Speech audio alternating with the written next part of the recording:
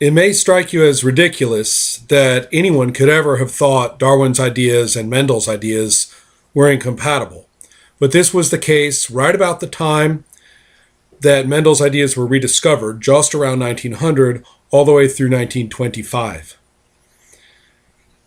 The idea was people thought of Darwin's ideas a little simplistically, that all the bad stuff or the cruft or whatever, the less fit as they were called, would simply become absent from the population. Definitely simplistic relative to what Darwin actually wrote, but that was the prevailing view at the time. At the same time, one thing you could definitely see in Mendel was that recessive alleles persisted in the population. Well, these perceived contradictions led to a great deal of debate. A lot of early chromosomal work was conducted in the context of that debate. In 1925, mathematics to show that selection and Mendelian inheritance were compatible without really doing any violence to the basic ideas of either, was achieved through the mathematics of Cassel, Hardy, and Weinberg, and the associated concept called the Hardy-Weinberg equilibrium.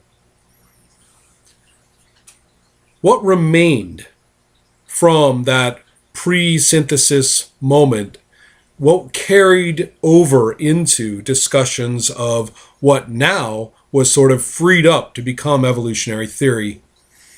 One of the most important is the idea of so many genes. The models for them, coming from Mendel, involved things like color and aspects of specific anatomical shapes. From Morgan's work on fruit flies, we had things like eye color and wing shape. It really wasn't that unreasonable to think that for every distinctive color, for every distinctive particular shape of an organ, there would be a specific genetic instruction.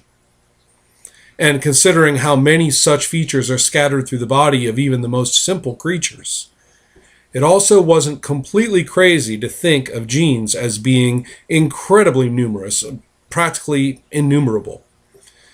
The idea that there would be perhaps millions of genes per organism was not out of line. Associated concepts include using the Hardy-Weinberg equations to model genetic change as affected by evolution pretty much naked.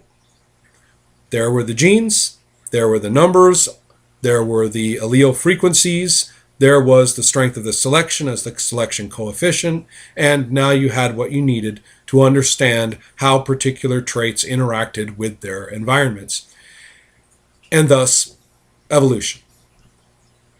Evolutionary theory in and of itself almost became synonymous with population genetics, the applications of those equations.